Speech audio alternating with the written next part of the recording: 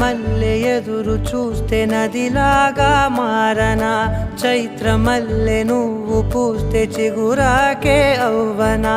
నన్నే వరించే యువరాజును అంట నీ యువ